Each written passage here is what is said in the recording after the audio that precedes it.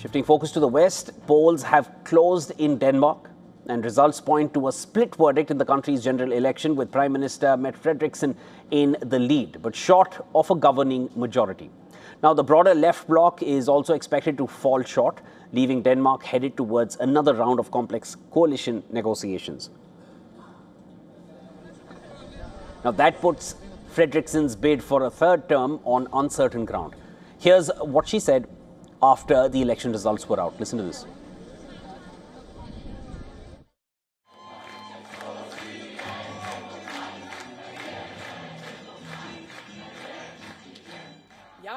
And in modern times, with 12 parties in the Folketing Danish parliament, it is still this party, our party, that is able to embrace people, high and low, young and old, city and country, and we reach out. We reach out for responsibility, even when it comes at a price. We have always done that, and we will continue to do that, and I am still ready to take on responsibility as Denmark's Prime Minister. I am sorry, of course I'm sorry, that we did not get more votes. I had also hoped for a better result. Frederiksen's Social Democrats remain the largest party at around 21.8% of the vote, but that is a clear drop from 2022 and among their weakest results in over a century. Prime Minister's centre-left bloc won with 84 seats, yet without enough seats needed to control the 179-member parliament. The right bloc holds 77 seats. Representatives from autonomous territories, Greenland and the Faroe Islands are credited with 2 seats each, with neither left nor right bloc securing a majority in metropolitan Denmark.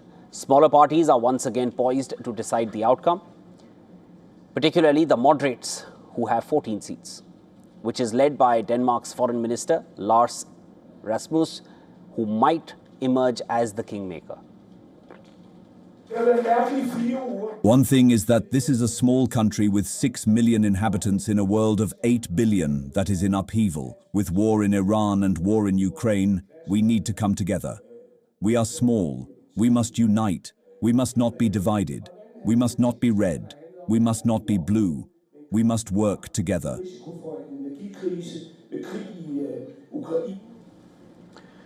Voters in Greenland also went to the polls to elect their 2 representatives to the Danish parliament amid heightened geopolitical tensions over the Arctic territory.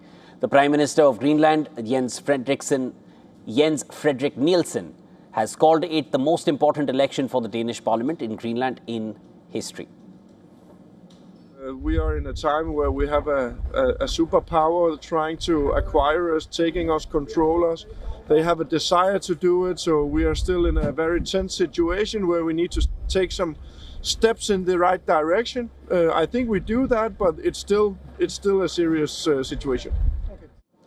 Now, the incumbent Prime Minister, Frederiksen, pushed for the snap elections, hoping her handling of a standoff with US President Trump over Greenland would boost support.